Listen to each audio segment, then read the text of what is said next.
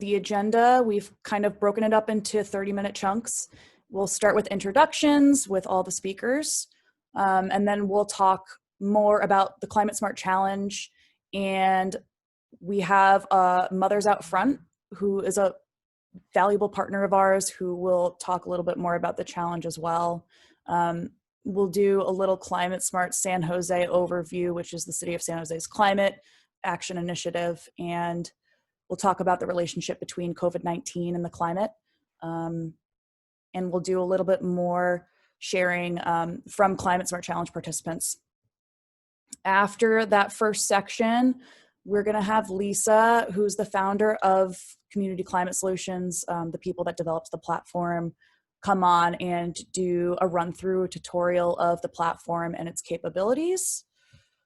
And then the last 30 minutes will be dedicated to Q&A. We also, you'll hear more about this in a second, but we're gonna be doing a raffle, so we'll go over raffle instructions and just closing remarks. We will be raffling off 2 portable induction cooktops and 1 Nest thermostat, so stay tuned to learn how to enter the raffle. Okay. So now all the speakers for today's presentation, we'll just run through and introduce yourself. So my name is Hannah Greenberg. I am the lead on the Building Performance Leaders program, which is a sub-challenge, if you want to call it, of the Climate Smart Challenge for commercial, educational, and municipal buildings. Everyone, I'm Amanda Leonis. I'm a supervisor out of the Environmental Services Department with the City of San Jose, and I am leading the residential side of the Climate Smart Challenge that we're here to talk about today. I just want to thank you all for being here. Definitely going through a very difficult time as a society right now, but I'm very hopeful that this webinar will leave you with some fun and easy ways towards saving money on your utility bills, as well as help to keep yourselves and the environment healthy. Thank you. Hi, everybody. I'm Ken Davies. I'm the Deputy Director of Climate Smart with the City of San Jose, down here in the 123, as we call it, Blossom Valley. Glad you all could take some time out of a gorgeous afternoon outside to hear more about what we're doing, and we hope that you'll end up joining us. Thanks. Hi, everybody. I'm Lisa Altieri, founder of Community Climate Solutions, and I'm so excited to be here today to share the challenge platform with you, and I look forward to talking to you a little bit. Hi, everybody. I'm Linda Hutchins-Knowles. I'm the co-founder of Mothers Out Front South Bay, which is the local grassroots group of mothers and others that are mobilizing for a livable climate for all children. We've been working on some policy initiatives, and with this, we're excited to partner with the community of San Jose on engaging more residents. So we'll be telling you more about that later. Thanks. Hi, everybody. My name is Isabel Shapwing Nguyen, and I'm a volunteer with Mothers Out Front South Bay, and I live here in North San Jose.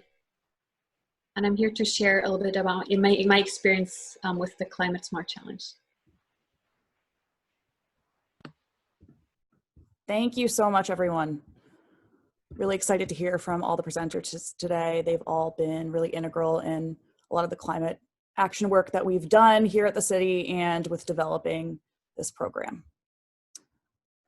So I am going to pass it off to Amanda Leonis, who's going to talk more about the Climate Smart Challenge. Yes. So what is the Climate Smart Challenge? It is a free program that supports the city's climate initiative, Climate Smart San Jose, that Ken will cover in a bit.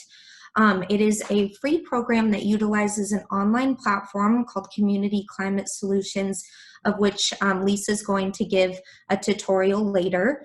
It is open to all residents and employees of San Jose. The platform allows you to track various actions to help the climate. There's over 60 actions available in different categories, ranging from easy, medium, and challenging. We look forward to diving into that with you shortly. The goal of this program is not only to reduce emissions from households in San Jose, but to also change behavior and drive community action and commitment to climate action. So really building off of Climate Smart San Jose and implementing that community-wide. So we really want to go into how this challenge will not only help you with the climate actions, but also learn how to save money on your utility bills, as well as help you live a more healthy and balanced life, especially during this crisis that we're in.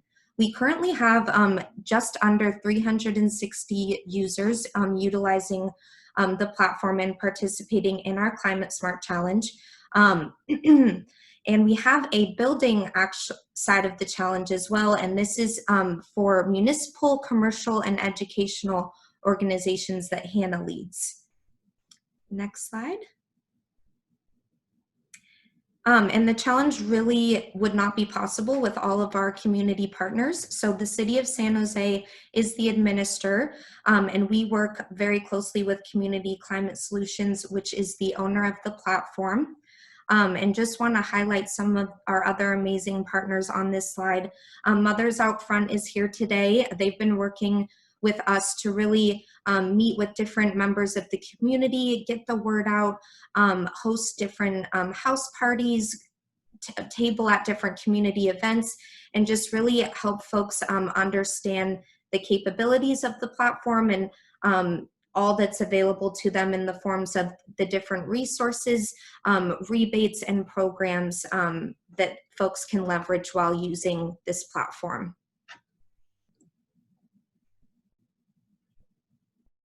And now I will transition over to Linda. Yeah, thank you, Amanda. Yeah, we just wanted to share briefly how we're engaging communities in San Jose to participate in the Climate Smart Challenge. One thing that's really exciting is that the platform is available in 3 languages: English, Spanish, and Vietnamese. And because about 1/3 of our residents speak Spanish as their preferred language and 1/3 speak Vietnamese as their preferred language, we've hired 2 community engagers, Mayra and Isabella, who are joining us tonight to be part of this. And they're in the picture there on the left. And they, as well as our volunteers, have been really active to spread the word to our neighbors, our coworkers, our members of our community groups. So what you see on the left is a house party that we had before shelter in place, where people could gather at someone's home and learn about the challenge. We've since moved that virtual, and Isabel's going to share in a few minutes about how we are doing that virtually through Zoom. And we also were doing tabling and letting people know about it at different community events. That picture is from the Evergreen Islamic Center, who had a climate education day back in February. And so lots of folks got excited about it through that. So again, our role is really to spread the word to the community. We have a lot of members throughout the city, and we want to just make sure everybody knows about it and can participate. And not just because it's good for the climate, but because we really believe it will help empower people to save money on their energy bills, to get more fit, live healthier, and also build our sense of community together. So we're excited and proud to participate in this platform, in this initiative.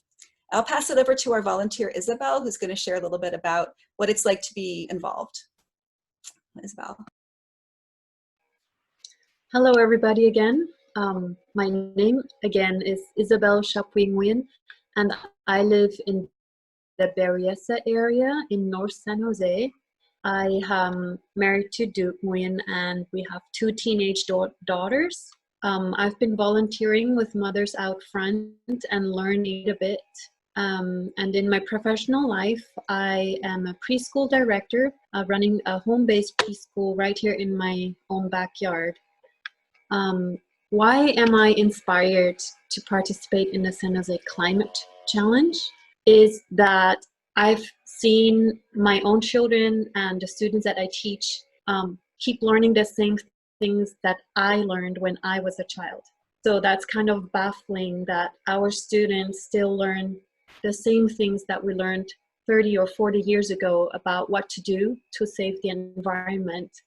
And but our world has evolved at a pace, and the climate has come to a point where we all know that we cannot continue this same way.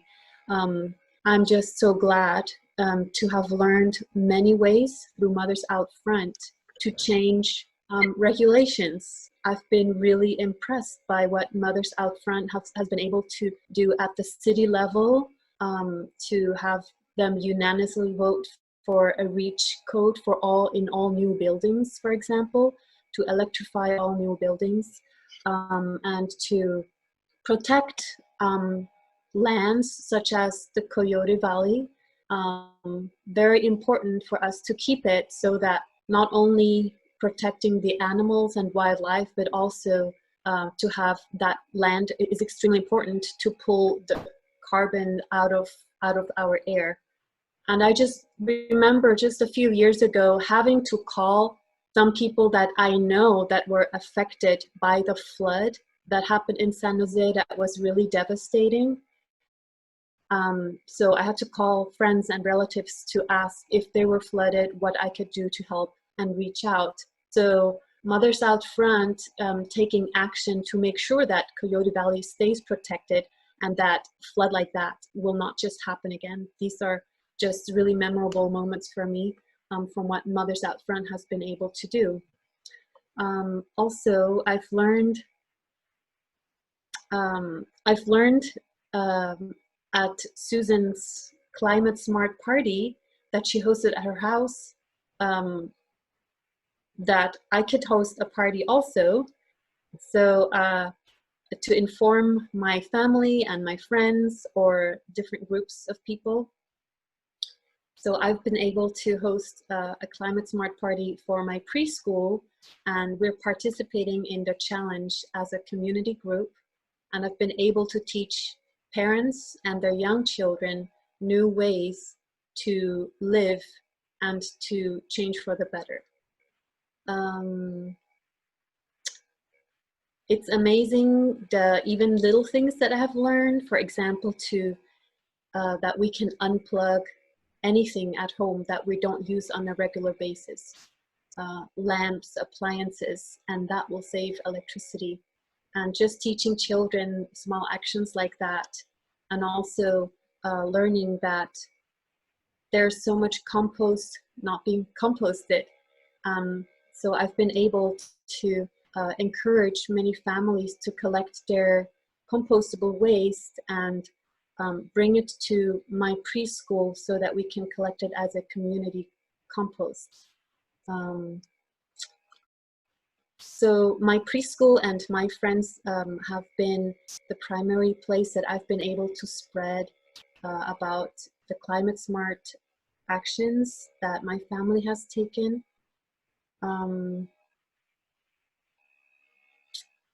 Yeah, and I am very impressed with the website. If you haven't had a chance to check it out, the website is excellent. It's very easy to use. It's easy to sign up, and there is plenty of information. But not only information, the nice thing is there's actions that we can take. Lots of suggested actions. So I hope you can check it out.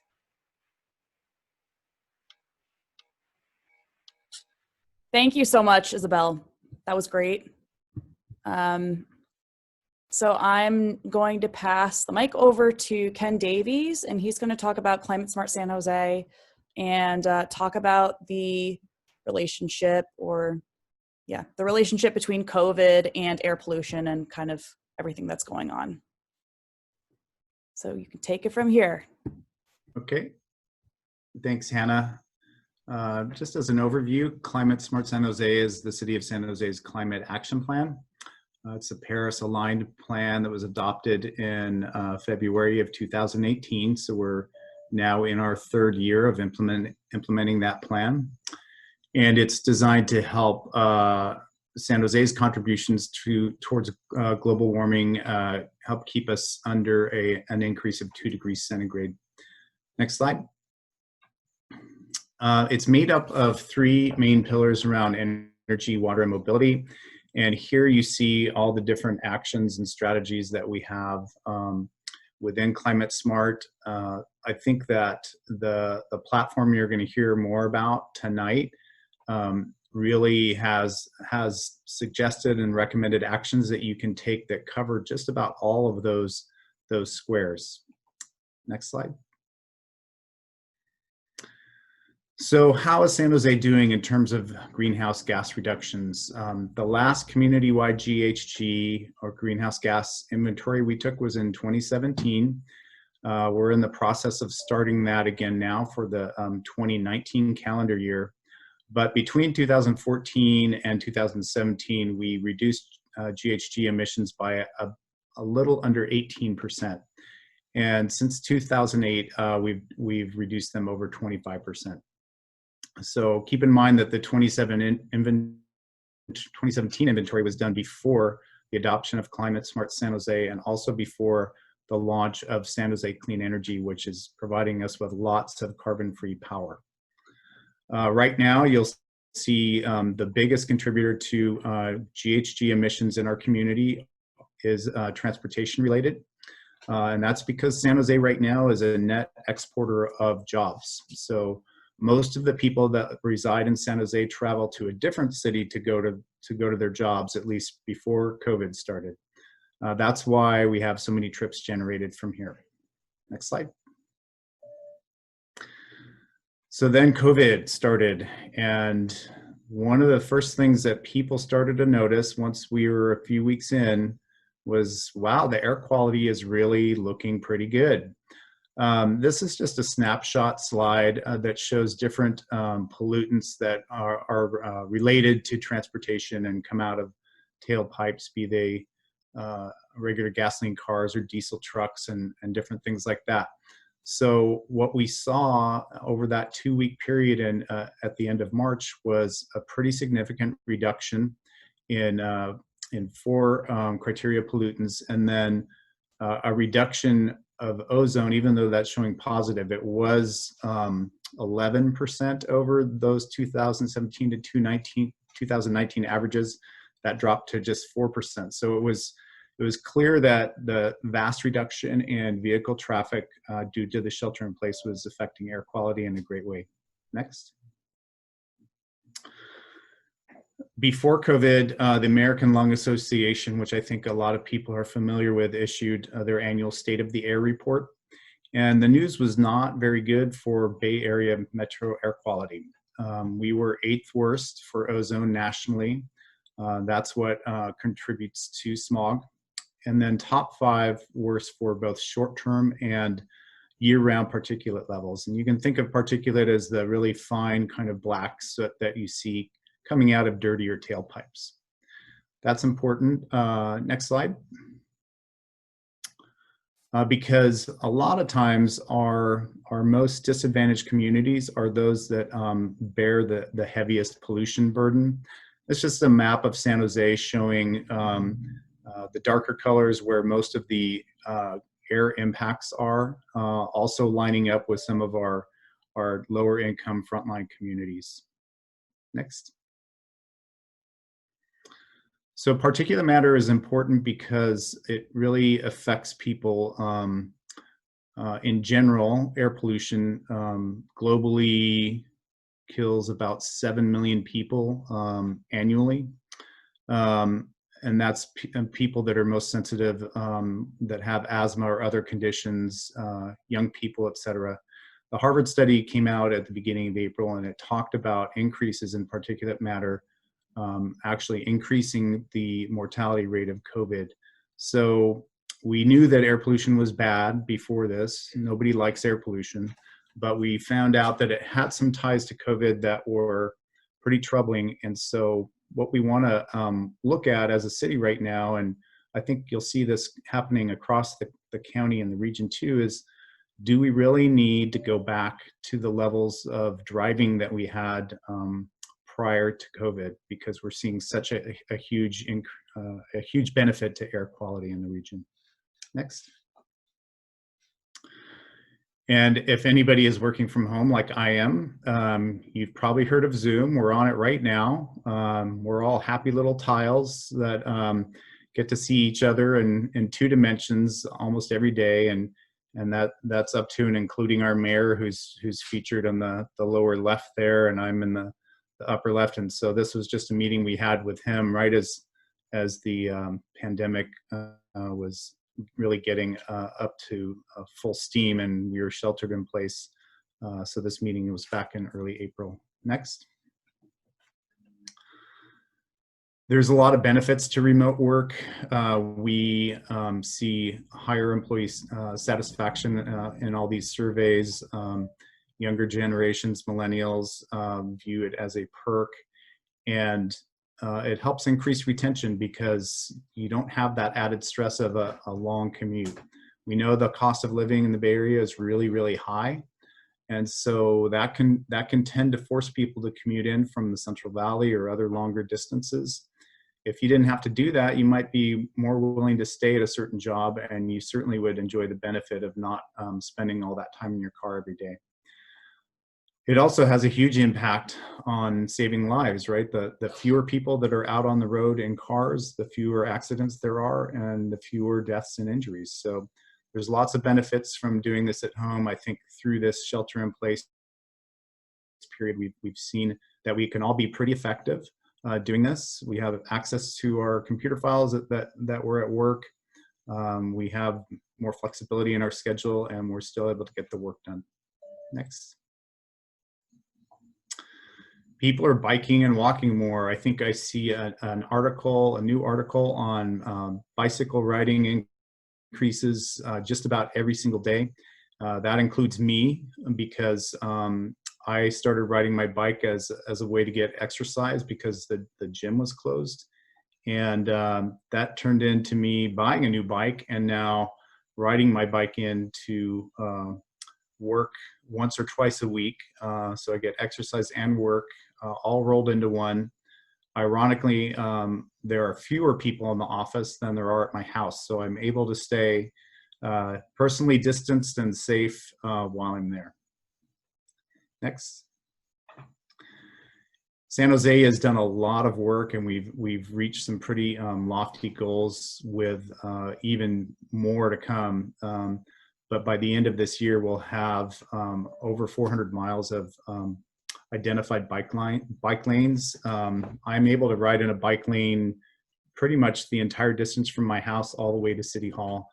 That makes me feel safer that I've got my own kind of space there. And then the city's busy adding more separated and protected bike lanes to that inventory.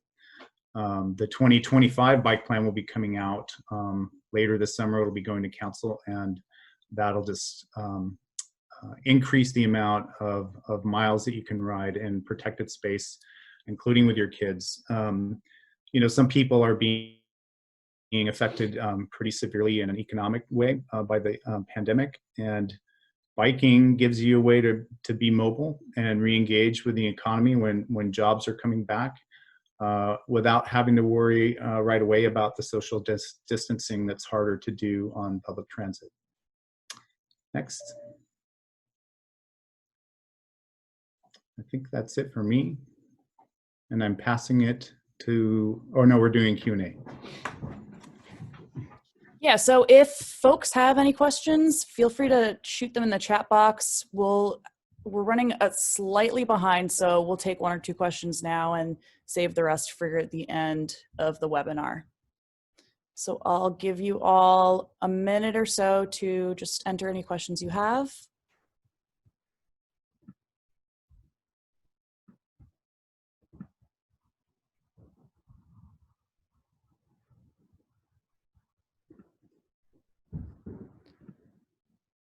I think we'll move right along. If anyone has any questions that pop up, like I said, just shoot them in the chat and we'll get to them at the end of the webinar. So Lisa, I will pass it along to you. Great. Hi, everybody. So we're going to take a moment and just share for a few minutes. And so I'm actually, Hannah, if you could stop sharing the screen, and then we could put ourselves in gallery view. So up in the top right of your Zoom window, there should be a little, if you're not already in gallery view where you can see everybody, go ahead and choose gallery view and you'll see everybody's tiles here. There's more than will fit on one page, so you may have to toggle a little bit, but for the most part, we can see everybody here. So we're just going to take a minute and give you all an opportunity, or a few folks, to share. And so if anyone would like to unmute themselves, or actually, I take that back. If you'd like to share, maybe put your name in the chat and then we'll call on you. And maybe just say a little bit about why did you decide to join today? Is there anything that you wanted to share about what really brought you here? So we're going to go ahead and we'll watch the chat and see if anyone wants to share with the group. Don't be shy.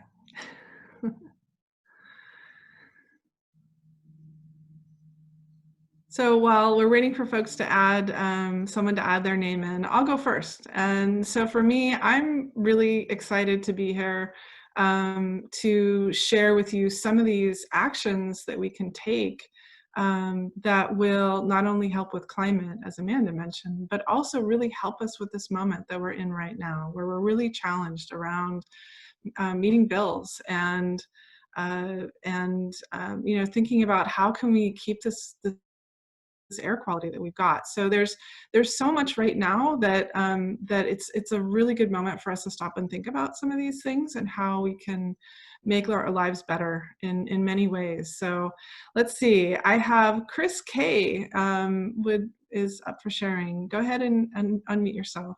Yeah. Hi. I'm interested just in, you know, we've got a real opportunity right now to see what could happen if we actually did some of the changes we've been talking about for a better climate. And I'm very interested to see San Jose have leadership in that, and how is that gonna, how do we get that message out? What are the concrete things we could try to do? So. That's great. Yeah, thank you for sharing. That's really great. We have someone else. Myra, go ahead and unmute yourself. Hi, everyone. So besides the fact that I'm currently working with Mothers Out Front, that's not the only reason why I joined.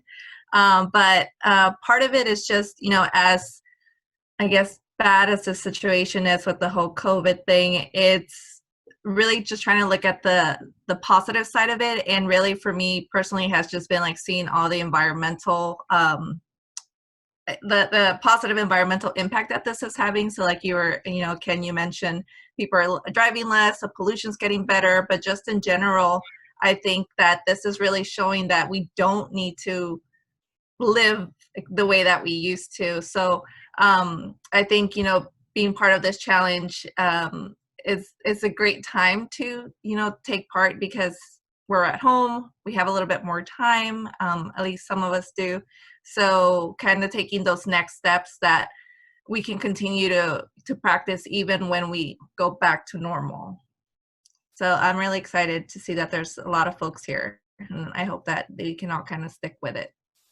Thanks. Great, thank you, Myra. Yeah, that's absolutely the case. This is a really challenging time for so many people. This is not how, you know, this is not the way we want to approach taking action on climate, is having a catastrophe like this at all. But in this moment, we're all getting creative and finding new ways to do things. And some of those new ways that we're finding may be great ways to keep doing things, even as we go back to our regular lives. And so maybe we can take some of the learnings of this moment and bring that into our daily lives as we move forward. So thank you, Myra. That was great. Would anyone else like to share before we do a demo of the platform? I have one person has put a question in the chat. So before we move on, I'm going to go ahead and read that question, and then we'll move into exploring the challenge platform together. Peter says, shelter in place and working at home emphasizes the need for public, easy, and inexpensive access to a few things: high-speed internet, good phone reception, and is there a plan to use current situation to make it mandatory that the city and county make sure all these facilities are available to us? Is it Ken? Would you be able to take that one? Yeah, I was just typing a response back to the group, but I can just cover it verbally. I believe that there is one of our emergency operations center branches is looking at improving digital accessibility for our residents as a way to help them and to help them re-engage with the economy and help the economy recover. But I think we're going to have a communication going out to this group post-meeting, correct? So I can try to get a more definitive answer by then. Yeah, if I may, we'll make sure to capture all of the questions in the chat, and we'll follow up with written answers. Wonderful. Great. Well, thank you everyone who shared and asked a question, and we'll have more time for Q&A and sharing later as well. So I'm going to go ahead and share my screen, and we're going to take a look and explore together the Climate Smart San Jose Challenge platform. So let me go ahead and go into present mode here. Can everyone give me a thumbs up? Let me know if that's looking good. Great. Perfect. So welcome to the San Jose Climate Smart Challenge platform. I'm so excited to share this with you. This is what it looks like. And one thing that you might not know, most people don't know this, but 45% of San Jose's emissions under the Climate Action Plan come from households, come from residents. And it comes from 5 main categories of emissions at the household level: our use of electricity, our use of home heating fuels like natural gas, our transportation choices, our food choices, and our waste stream. So what we actually throw in that bin that goes to the landfill. Not our recycling, not our composting, that's all good, but what we actually send to the landfill in the garbage bin. So those 5 basic things that we do every day make up 45% of San Jose emissions, and it makes up 40% of US-wide emissions. So that is really kind of surprising. Probably not how much you thought it might be. But the really good news is that we actually have solutions now for these 5 areas of household, of sort of main primary household impact. And those solutions are now, for the first time really, becoming affordable and accessible to more households, and will be affordable and accessible to most all households soon. So, so we really are in a very important and very special moment where we now have the opportunity to take actions at the household level in those 5 basic areas and significantly reduce our impact at the household level on climate.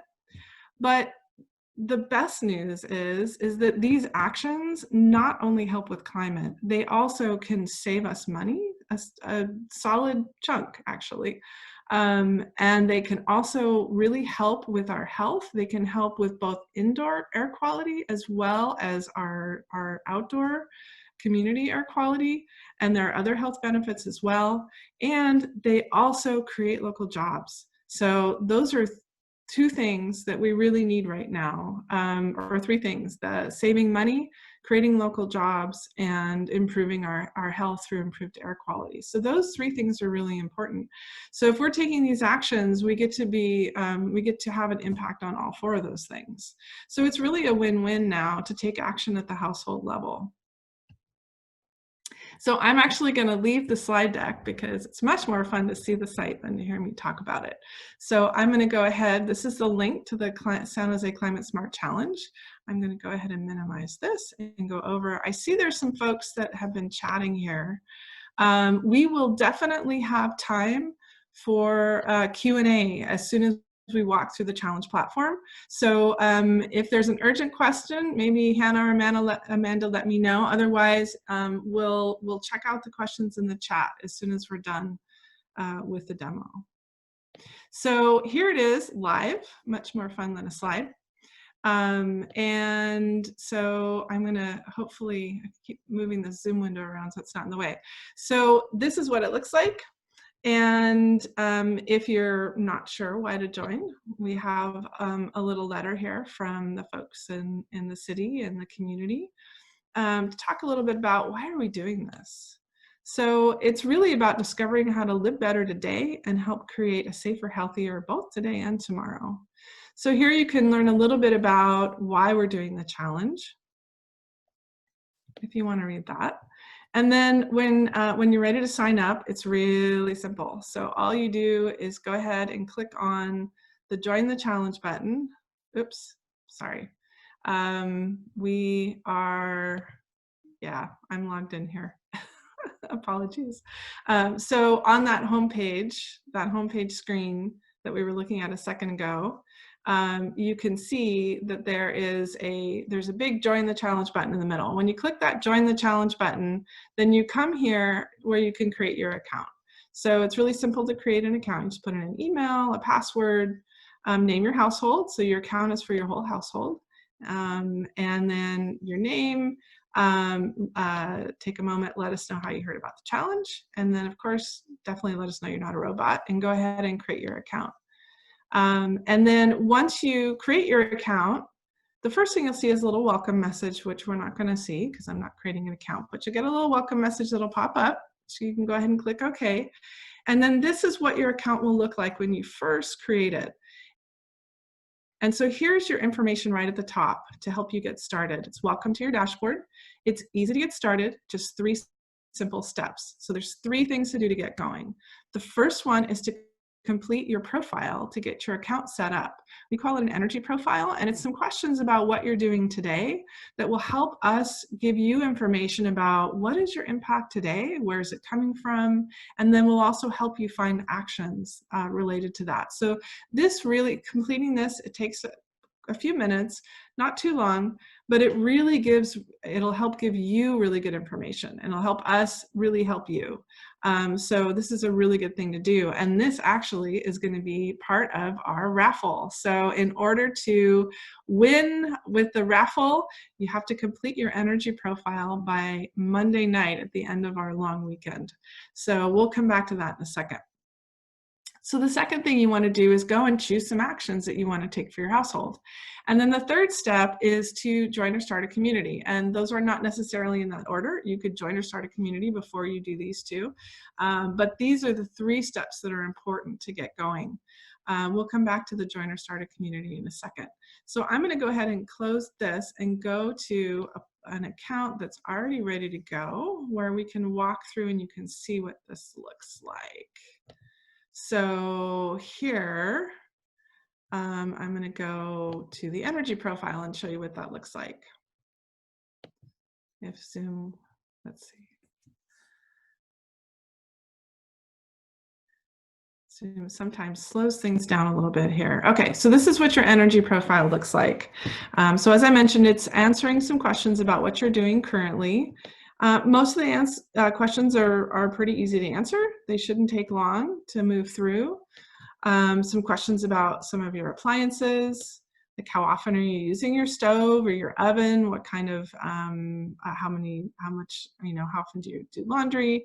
Things that impact your emissions. So in a couple places, both in appliances and the heating and cooling section, we ask about the power source for your appliance or your heating. So that's the only question really on the energy profile that might be a little bit challenging. You may not know whether you have gas or electric heating, and that's okay. If you don't know, we have a couple tips up here that you might be able to check it out and see, but maybe you don't have a utility bill, and that's okay. Sometimes people don't have a utility bill directly, or they don't have access to this information. So if you don't, you can just say, I don't know. And that's totally fine. So just do your best to answer the questions. Taking a little time to kind of do your best on this means that you'll get better information once you complete it. So there's also a section here where you can link in your utility information. So here we have actually a live link into PG&E's data. So if you have a PG&E account, you can click here, just put in your PG&E account login information and give your permission, and then we'll be able to pull your electricity and gas data in to really good estimates on your home actions.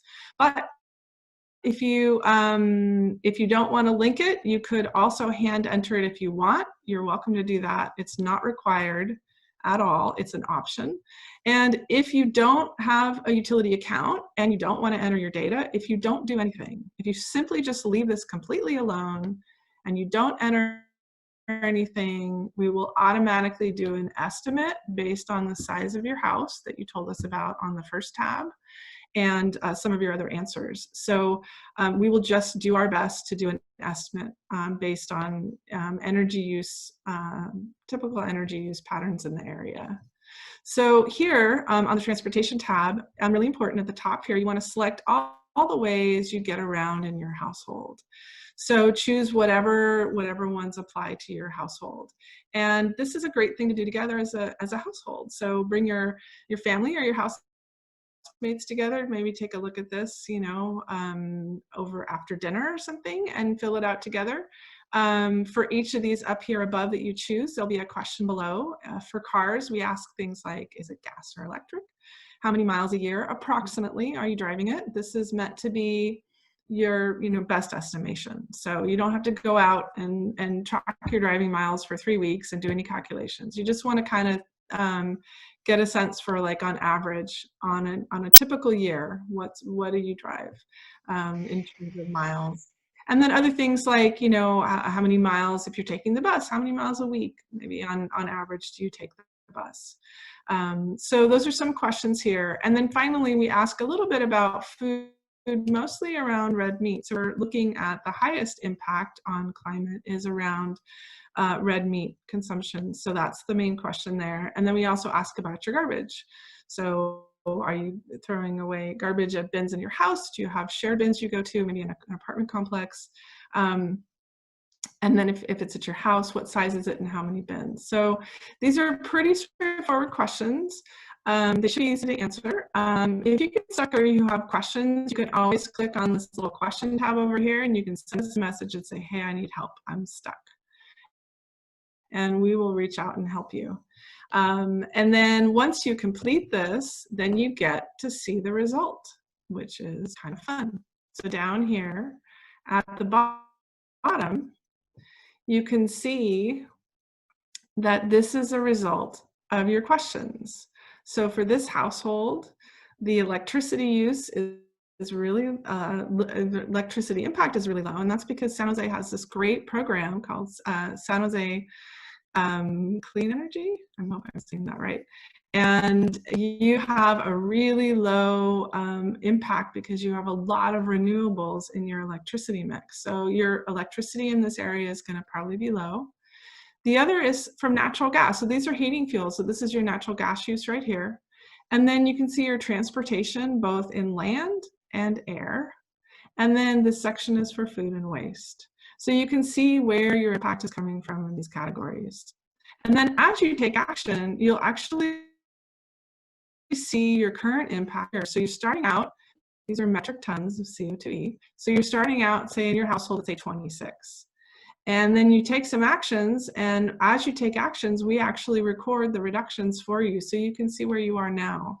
And then we turn that into a per person number. So if there's 4 people in your household, then this would be almost 5 tons per person. And once we have a per person number, we can show you how you compare to others. So the average impact for those 5 categories is 10 tons per person in the US. In San Jose, it's 9. So San Jose is doing good just right off the bat. And then you can see where your household lands in there. And then you can also see the UK, China, and India, just for fun to see a comparison. And then a good goal is to reduce down to 2 tons by 2030. So that's kind of a reach goal. So you have 10 years. If we get a lot of people to do this in 10 years, which is really doable, we'll actually really make an impact on climate. So that's the first part. That's doing your energy profile and discovering your results. Then the second thing, if you click on that second button and you're getting started set, you'll see it takes you to our action grid. So here on the action grid, you can explore the actions.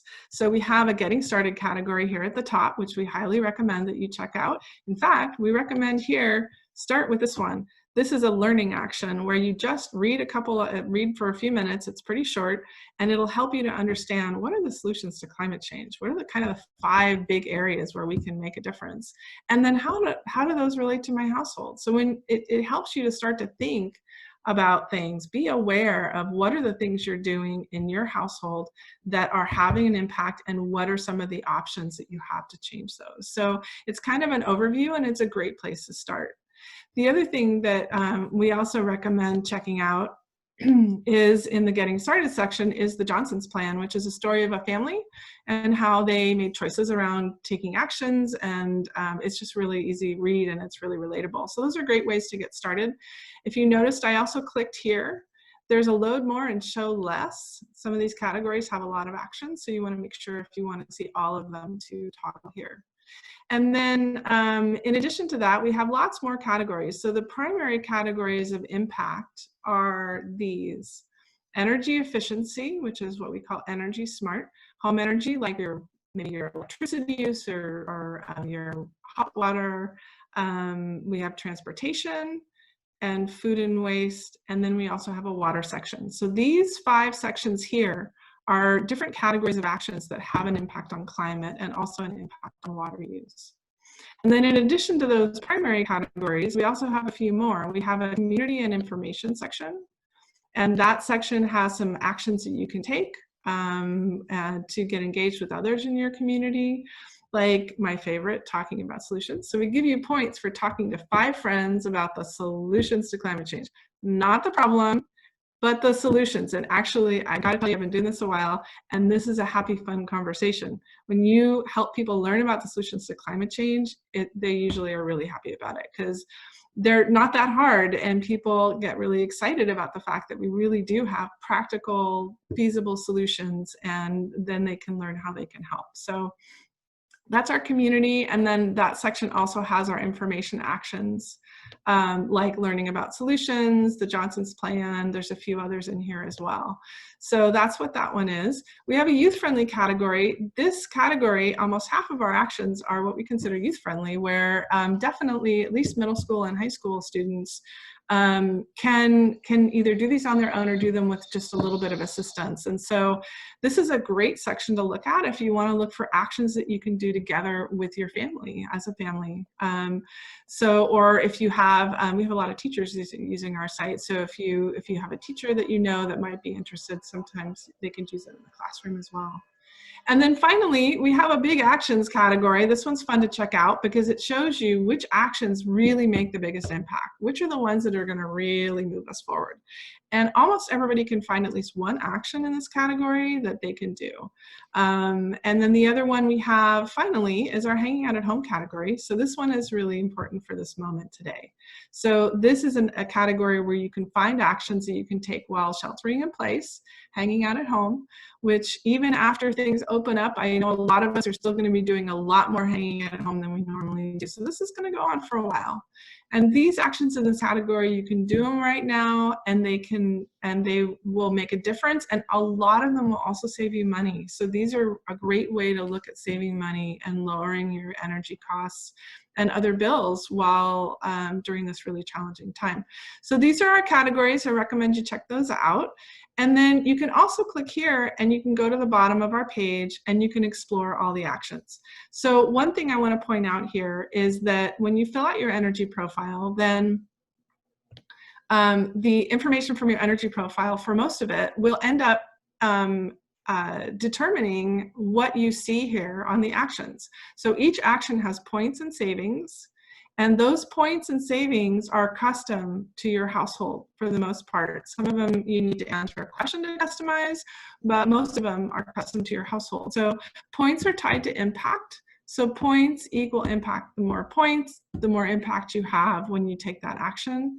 And these are annual savings. So this will show you how much you'll save if you take this action. So if you sort these, if you sort them by points, you'll see the biggest impact show up here at the top row and top row or two. If you sort by savings, you'll see the top savings show up in the top row or two.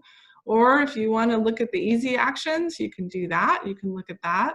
If you're a renter, you can click here and you can filter it to see renter-friendly actions. So this is a way to kind of play with it and pick a sort or pick a filter so you can see how they show up for you. And so then another great thing here is that we want to make sure that if you like an action and you get excited about it, that you will be able to have all the information you need to be successful with that action. So each action has a page of information. So at the top of the page here is the stats section. So this section right here will help you learn even more about how much you will save or how much your impact is from this action.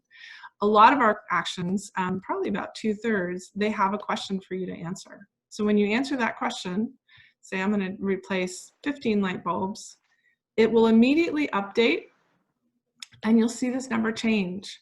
So, and then you'll also see this number change and your points change. What is really cool and important about this program is that this is based on your San Jose energy prices. So this is based on your price per kilowatt hour for electricity, not some average number from the US, but this is your local pricing. And so you'll see this is really what you're likely to see as a saving on your bill if you do this action. And then you'll also see maybe how many kilowatt hours of electricity or gallons of gas or gallons of water you'll save. You'll see an estimate on your time commitment and upfront cost. And then also you'll be able to see your points. So we give you all points for taking actions because points are fun, but points are also meaningful. So our points are tied to impact. So 1 point is equal to 1 pound of CO2 reduced per year or 10 gallons of water. So for our community actions, those aren't direct points, but for all the other actions on the site, if you get a point, you did something. So the more points you get for taking an action, the more impact that you had. Then right below the stats section, you'll see some information on the action. So this is really kind of an FAQ section. This is where if you want to learn more about this action, you can read about it. If you are a whiz and you already know what to do, you can skip this. You don't need to read it. But it's here for those that really want that information. So there's an introduction. What is this action and why is it important? Why did we include it? And then there's between 2 and 5 steps that kind of walk you through the process of taking this action. So we all know changing light bulbs is not rocket science, right? So if you don't need to read this, that's totally fine. But if this is helpful information, then it's there for you. So, so those FAQs are there. And then at the bottom of the page is where we see resources. So here, this is where the City of San Jose has taken time to really put in the resources that are available to you for each action. So if you see a resource down here, this is something that's going to help you get that action done. So there's 4 types of resources. There's rebates or tax credits, anything that's going to be kind of that rebate. And then we also have a category called financing programs. That one is not showing up right now. If it did, it would have an orange box here. And then the next category is programs. So this could be maybe a nonprofit offering a service to homes in the area. And then finally, we have information resources as well. That could be maybe a guide to your recycling program and how to use that. So, so definitely check out the resources at the bottom. When you click on this link here, it'll take you to a page that has all the information on what is this resource and how do I take advantage of it. So it's really easy to find those awesome resources. There's so many good resources out there. And then up here, I just want to finally mention at the top, we have a place for you to create a post and then view posts. So this is a community program. It's community-based, and the whole concept is that we come together and we help each other succeed, help and support each other in taking these actions. And so if you have a tip, if you took an action and you found something really cool that helped you out, create a post and share it with your neighbors. And then if you have a question, maybe you're like, oh, I want to do this, but I'm not sure how. Go ahead and create a post and tag it as a question. And then maybe someone else in the community can answer it. So highly recommend that you really participate in this in a way that helps to share with others. Finally, I'm just going to go back here really quickly to my dashboard. I see so many questions piling up in the chat. So I know we're going to have time for this in just a second. We're almost done. So once you choose your actions, actually, I didn't show you how to do that, but let me show you really here quickly. So if you want to choose an action, you could either add it to your list by clicking on this plus sign. If it's an action that you completed before you joined the challenge, so you did it before, it's previously completed, it's before you started the challenge, then you would say it's already completed. But if it's a new action that you're going to take now, once you've started the challenge and you click and you choose new action, you can also add it to your list from the action page. So here, if you're on the action page, you can click get started, and that'll get you going on that action. So you want to go through and choose the actions that you want to do and add them to your list. And then once you do that, you'll be able to see here on the action page, in the middle is your action section. So here you'll see all the actions you've added that you're working on. You can see your points if you complete it, your savings, what step you're on. When you add an action, we ask you to set a goal. When do you want to have this done? You set yourself a goal. And then you can also mark it complete from here. You can mark it complete either from here or on the action page itself. And then we show you up here, if you complete all the actions you added to your list, then this is how many points you'll get, this is how much you'll save per year, and this is how much you're going to reduce from where you started. So if you completed your energy profile, you know where you started from, this is how much you're going to reduce from where you started. So the amazing thing and the really good news is that most households will be able to save between $1,000 and $3,000 by taking the typical actions on the site. Those are real savings. And also, the typical household, average household, will be able to save generally between 20 and 40% of where they started in the first year or so, pretty easily. It's not that difficult. And then even more over time. So some of these actions you may not be ready for. So set them out a ways. Maybe you have an action you want to do in 3 years. That's fine. Put it on your list and put the goal out for 3 years. And then do these as you're ready and choose the actions that are right for your household. Every household's different. Everyone is different. Do what's right for you. So at the top here, finally, this is where you track what you've completed. So anything you've marked done, you'll see your points and savings. You'll be able to see how much you've reduced both in your climate impact in pounds of CO2e, as well as your points, which are not always exactly the same. And then you'll also be able to see your level. So here we have that average impact per person in San Jose is 9 tons per person. So you'll get to see, where am I on that? Am I above the average, or am I below the average? And or by how much am I below the average? So if you've done a lot already, then what's going to happen is you're going to come in at one of these higher levels. You won't be able to get as many points, but you'll be able to get one of these rock star levels. And if you are, so we were up at the smart home level here, which is kind of in the middle. If you are up here in these top levels, one of the most important things you can do is to help others learn about the site and help others get engaged and get them started. Because there's so many people, there's been a lot of research that shows most people in the US are concerned about climate and change, particularly here in San Jose.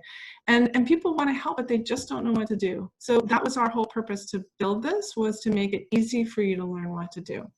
So finally, the last thing I'm going to mention here is that we have a couple different ways to connect.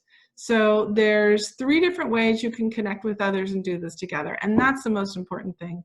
It is, you know, it's pretty cool to do this on your own, but it is so much more fun to do this with others. So we really encourage you to join or start a team or a community group and work with others and do this together. So we have 2 things. We have a team and we have a community group. Community groups are large. They're like a school or a faith community or a soccer league or an HOA. So community groups are meant to be large and have lots of people. It's really easy to start a community group. You just click, I want to create a group, answer a couple of questions, and you get a page for your group. You can load a photo, you can load an introduction or a welcome message here for your members. You can track your progress as a group, see your members, you can see some of your members' recent actions, and then you can also create a post and those go only to your members. And then you can also create a team. And so I wanted to show you, if you're not in a team, then you'll see this. And so you can join a team that's here, or you can create a new team. It is so easy to create a team. All you do is click this. All you have to do is name your team and you get a team page. And the team page looks like this. So again, you can put a photo at the top. You can put a little tagline for your team. And then you can also track your team progress, see your team members, see your team standings, and then also see what each other's up to on the actions, so you can support each other on actions. And finally, you can also create a post that only goes to your team members. If you're the team leader or the community group leader, at the top here, you'll have a custom invite link that you can use to invite people. And we're just about to add in another link here that'll be a team leader toolkit that'll give you some tips on how to run a successful team.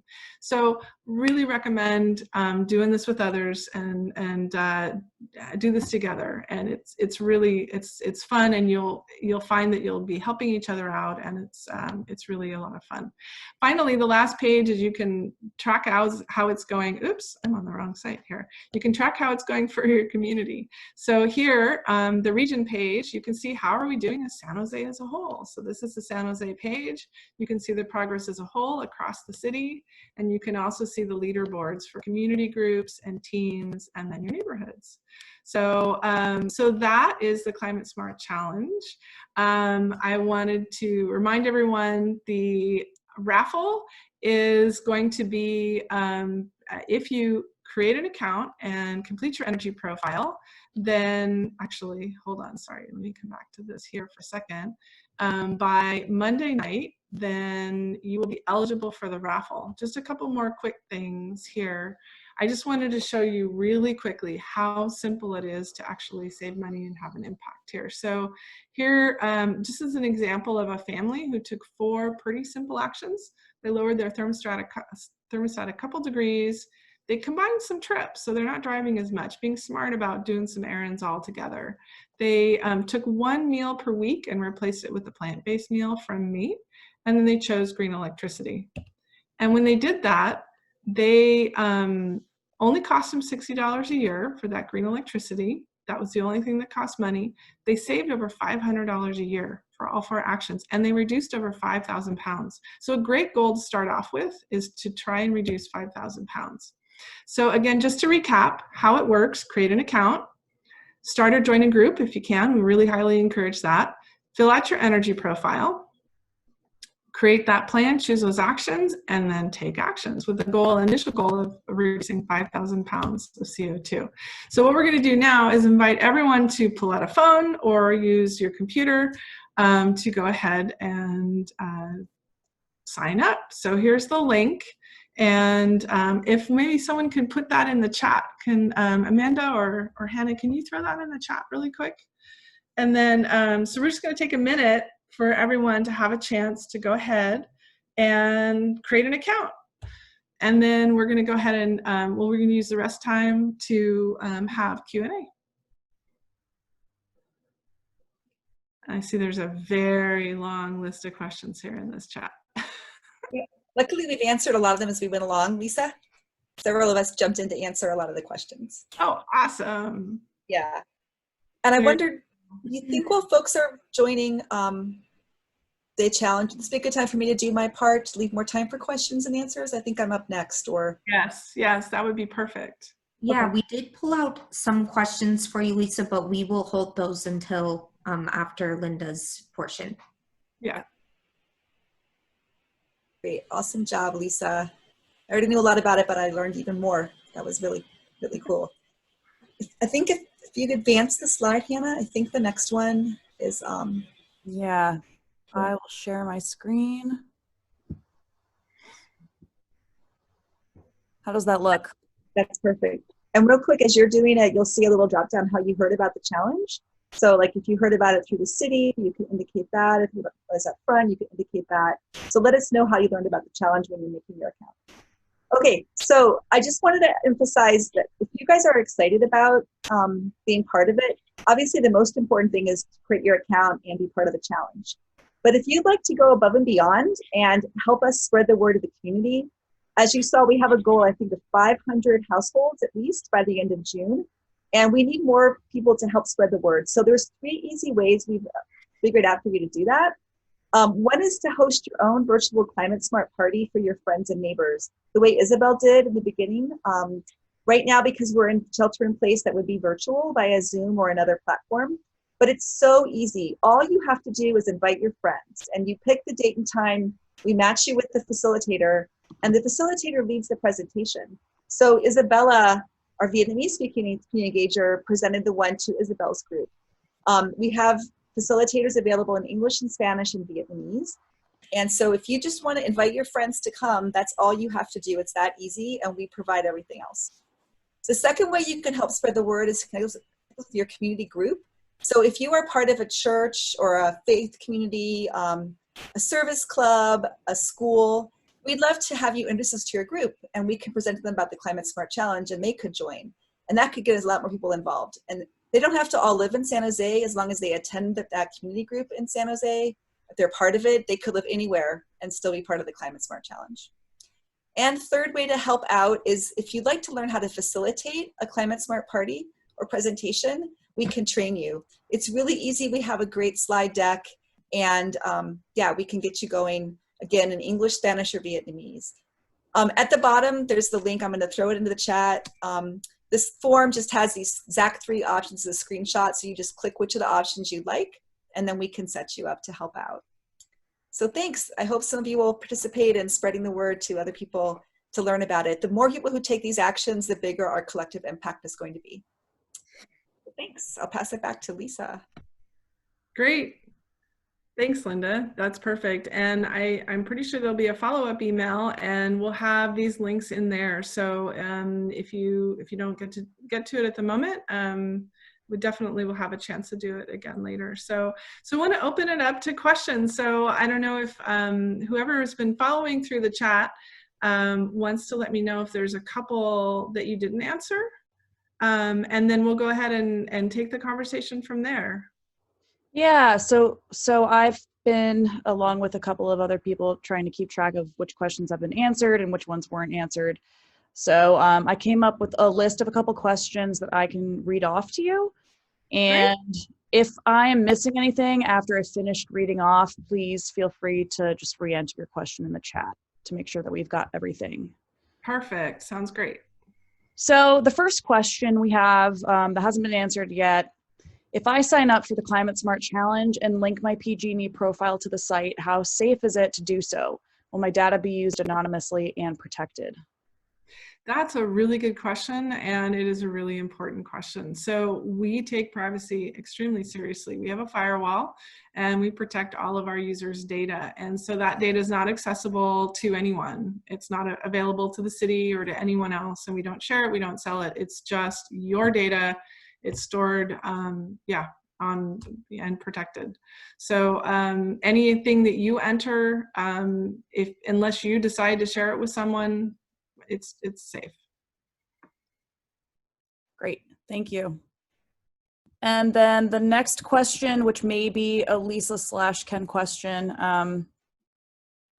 any definitive plans to reduce the 60% air pollution due to car commutes and sustain improved air quality? So maybe that's a Ken question. Yeah, sounds like a Ken question. So I can say, Sorry, well, go ahead. Ken, you're muted.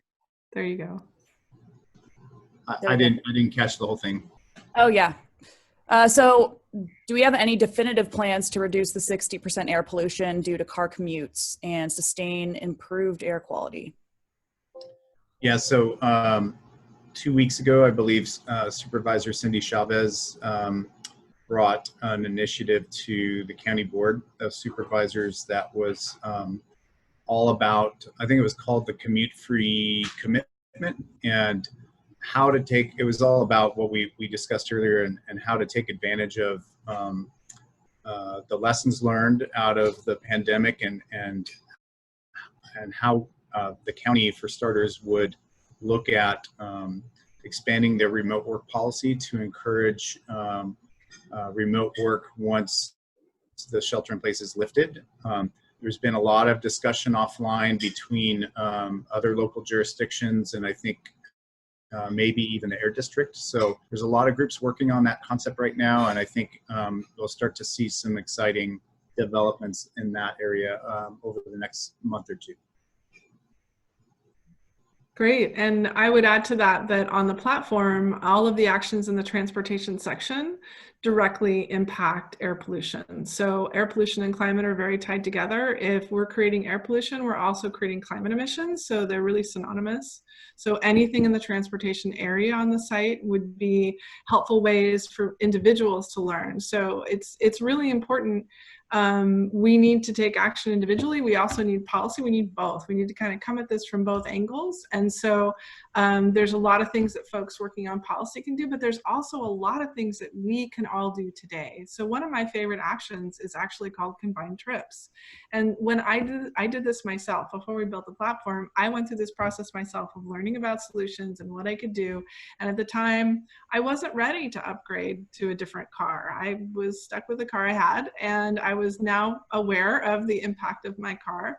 And so I got creative thinking about, okay, well, where are the options I have to maybe combine some of my trips, maybe do errands at the same time I'm coming back from work, or something else where I could just shave some of those miles off. And then there's also the question of, could I, you know, stay more local, you know, instead of maybe driving into San Francisco for dinner, you know, could I find a new place to explore that was closer? So there's lots of things we can do. There's lots of options people have to once you kind of know about it, you can start thinking creatively about how can I reduce my impact. And I know a lot of people are going to have commutes that they can't change, and they're going to have to go into work. Not everybody can telework, and that's okay. So I think that we all need to really look at where is it possible for us to make a difference, and if it's not possible to do a certain action, that's okay too. So I encourage you to explore the transportation section and see what those options are. Great. Thank you. So another question we had was partially answered, but the question was, is the challenge only available to San Jose residents? I know, yeah, so I know someone answered the question, but I believe Lisa can elaborate a bit on, talk about like some of the work that you've done with other cities outside of San Jose. Yeah, so the platform is available in other areas in you know, a basic format. It doesn't have a lot of the custom San Jose stuff in it, but when you go to sign up for the platform, at the very top of the sign up form where you create your account, it says this program's for San Jose residents. If you don't live in San Jose, click here, and there's a link that takes you out to someplace else where if you don't live in San Jose, you can still use the platform. It'll direct you to how to find that. So feel free to share that link with others if you know someone who doesn't live in San Jose. And just to clarify a little more, if you work in San Jose, you can also participate. And if you belong to a community group based in San Jose, you can participate. So like your faith community is in San Jose, then you can join through them. Should I put the link to the national site in the chat too, Lisa? Sure, you can do that. I just want to make sure everyone knows, though, if you don't live in San Jose, you don't want to sign up on the San Jose site because all of our metrics are tied to where you live. So if you live in Sunnyvale, but you work in San Jose, then when you come to the San Jose site, you would want to click on that I don't live in San Jose and let our site redirect you to where to sign up for Sunnyvale. But even though you're signing up in Sunnyvale, you can still be part of a group that is in San Jose. So you can be part of a work group that's based in San Jose or a faith community that's based in San Jose. The only thing that you can't do is be part of a team. So teams are small. Teams are meant to be small, like less than 10 households, and you have to all live in San Jose to be on a team. But community groups, you can live anywhere and still join a San Jose community group. I hope that's not too complicated, but teams are big. I mean, teams are small circles, community groups big. Live anywhere. Great. So another question. Someone was wondering if anyone has had success using Nextdoor or a similar platform to organize neighbors. This person's thinking it might be difficult to engage with them right now due to the shelter in place. Yeah, so I highly recommend using Nextdoor to reach out to your neighbors. We actually have coming really soon, I think I mentioned we're gonna add in a little team leader toolkit. So say you wanted to join create a team. If you create a team on the site, then probably in another week or two, there'll be a little team leader toolkit there, and it'll actually walk you through the process of inviting your neighbors. We even give you a little sample invite that you can put into Nextdoor to invite neighbors to join you. And it's really actually not that hard to do it right now, because you can do it with Zoom. So in our little team leader toolkit, you'll also have information on how to do a video call, like some links to some free resources like Google Meet is now doing free video calls. So you can use one of those tools you could reach out on Nextdoor and invite your neighbors to join you for a video call to learn about this, and then get a team going even right now. And then when things are progressing and we're starting to hang out more together, then later on you can do a potluck and celebrate all your work.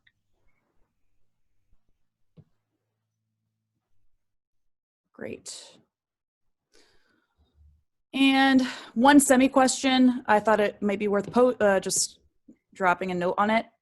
So someone was talking about how they used a utility API to link in the usage, I'm guessing the energy profile piece. Yeah. And it said it had completed, but a few minutes later, didn't seem to have it.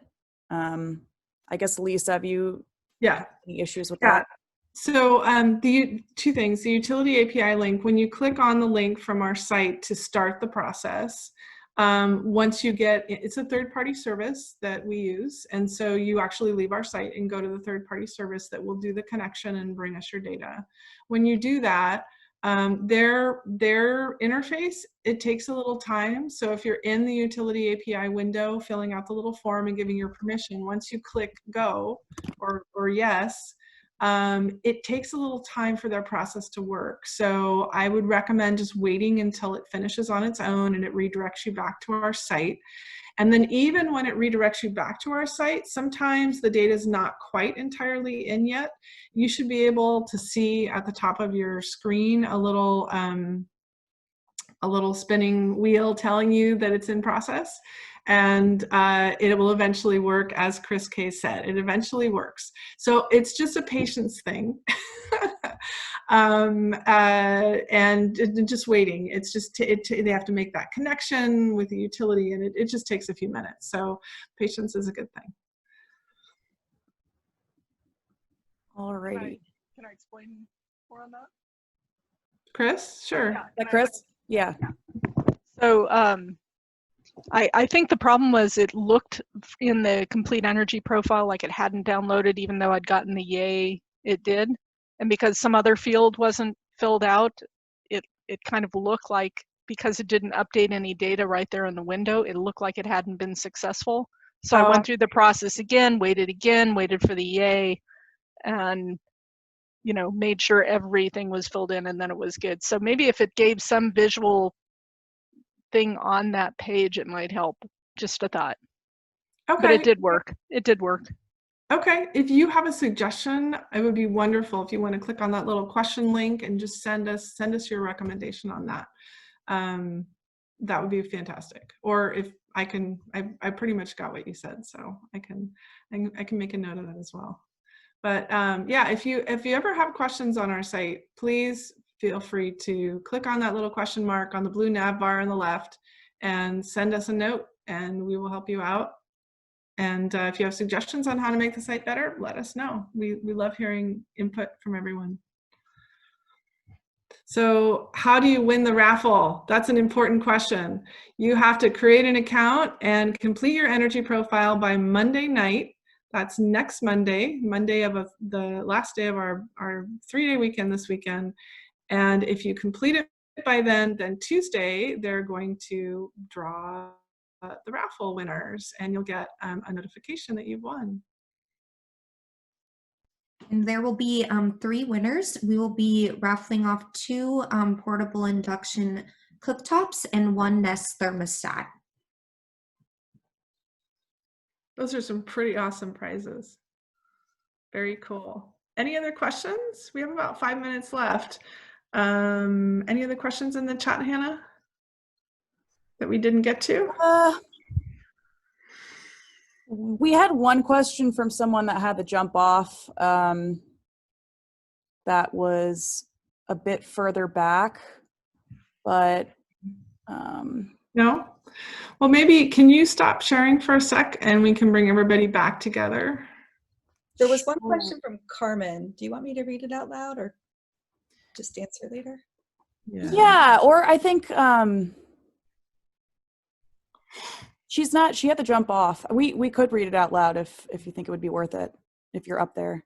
Do you think it would apply to everyone? We want to take a couple minutes just to bring everybody back together.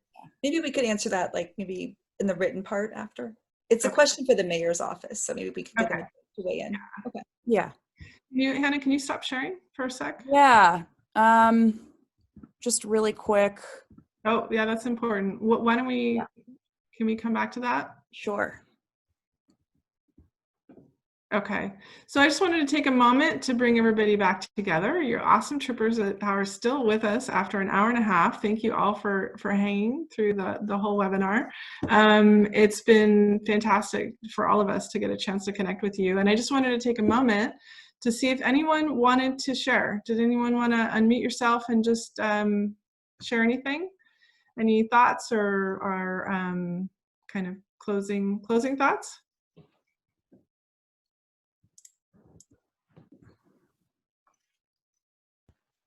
I'll go. I'll just say I think the way that you've kind of gamified the process here is good, useful. People will poke around, they'll explore more. I think it's a great idea. Great. Thanks, Chris. Thanks for sharing. Anyone else want to share? And then maybe our team will share while we post back the contact info.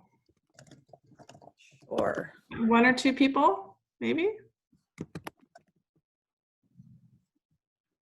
All right. Not required. So. Hi, is it okay to unmute myself? Absolutely, Yeah. go for it. I just want to say hello, and I'm really glad to be a resident of San Jose, but also a spy since I'm a sustainability professional and checking out the platform. So it's just really cool. And I just want to say I have created a platform, and it is changing my behavior. So already doing it. And it links me to Bayren and their energy efficiency tools to do a check on my condo. So I just want to say that part is really useful, having the linked resources right there where I can't get distracted and go somewhere else. It's just right there for me to do it. So just want 2 thumbs up. Way to go, guys. Awesome. You don't have to spy, Gilly. We'll share whatever we have with you. Perfect. Okay. Well, Hannah, do you want to go ahead and put those contacts back up for everybody if they want to copy anything down before we close?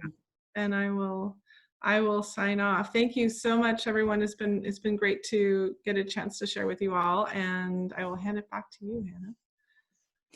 Yeah, and Amanda, did you want to take the slide or do you want me to take it?